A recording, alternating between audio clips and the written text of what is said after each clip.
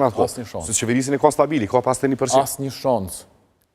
Ajo që po ndodh në partitë opozitare është... Atër çfarë po kërkon zoti Kurti, atër s'ka qysh, nuk pedon këto, s'pedon këto. Ky është qëllimi, me marrë gjykatën kushtetuese, me kry këto atër, qëllimi është më i madh se krejt, çdo gjë tjetër. Ai e ka qartë planin e vet. Cili është? Ai ka edhe presidentin. Edhe katër rrezik. Peshen në shtrimin e opozitës blanko? Ai po thot kështu. Unë do ta qes një kandidat, ai s'po fol për presidentin tash është fakt, po thot do ta bëjmë qeveri, do të këshyrim apo na i votojmë marrëveshjen ndërkombëtare. Dhe pastaj e shohim a ka gjasa për president, teorikisht dhe praktikisht ka arsye për zgjedhje. Që kjo opozitë s'ka kredibilitet me çka ka ofron Kurti. Ta nga i thonë merrna në qeveri ta votojmë presidentin. E kur Kurti ja çet një kandidat, pe Vjosa Osmojin, cilin do, këta ja refuzojnë. Me çastën që e kanë, populli thotë ju nuk e keni pas refuzim ndaj presidentit. Ju keni dashur hise.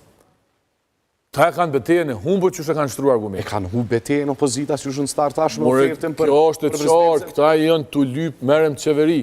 Pse duhesh ti? Ti populli ta ka kallëzu vendin.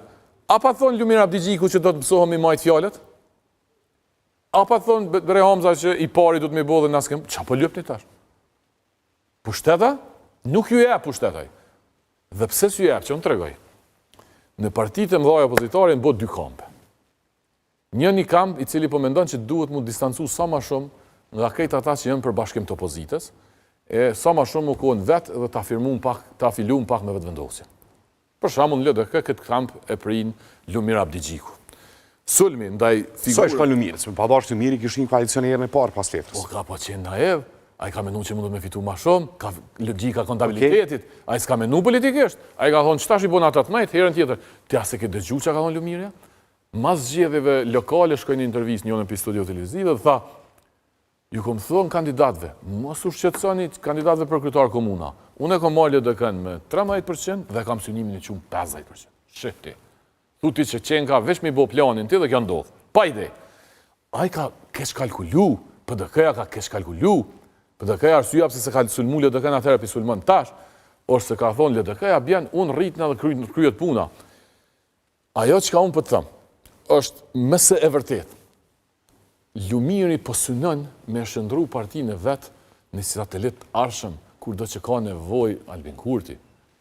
Urani, Memli, Gjenerata e re në LDK, po synojnë bashkë me Bedri Hamzën me shëndru partinë të gatshëm për një koalicion të mundshëm, mundësisht ana presidentin i theke, ose kryeparlamentarin, kryetari Partisë Demokratike, delte në televizion para 2 netës, mbram, harrova. Ashtaj ke lexuar ashtu, se di. Që duhet kom lexuar s'ka ndryshe. Kur të më thush, se ti, ai ka mujtë me thonë, unë kam kritere veç për presidentin.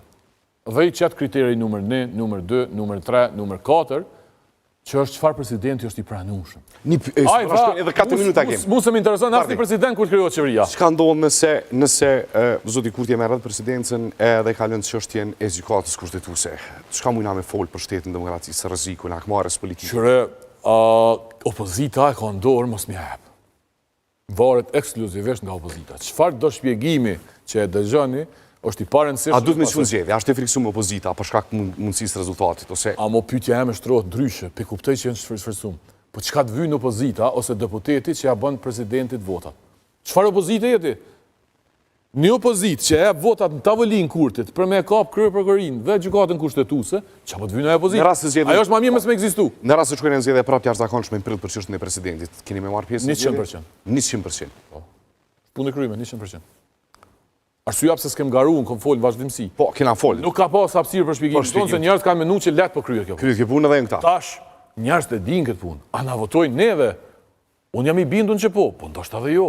Amo ne jemi aty tash. Dhe na kemi me bo luftën për me qenë pjesë e kuvendit. Nuk nalem, nuk refuzohem, nuk tu. Deri ku shkumet me shku zoti Kurti, se për dhe i pit vetmes ju ke referu i pari si autoritar.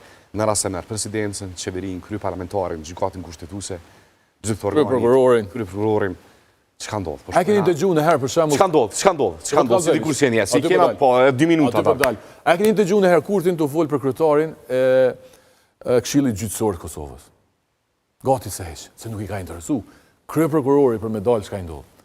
Kurti në mandatin që po vjen, është i interesu me i kap këto 2 institucionet që folëm, është i interesu me dobësu edhe me zvoglu sasinë e media në Kosovë. ka me pas fokus. Ai dëshiron me pas si retëkën. Ka me tentu edhe ka me bo për frikën teme, një pjesë të biznesëve ka me këthy me veti. Fitus më të mëdhaj të biznesë të qeverisë Kurti, aty kush janë? Bizneset e marketeve të mëdhaja, zhëngjirët marketeve, të energjisë, bankat. Këto e në tafër me zotin Kurti?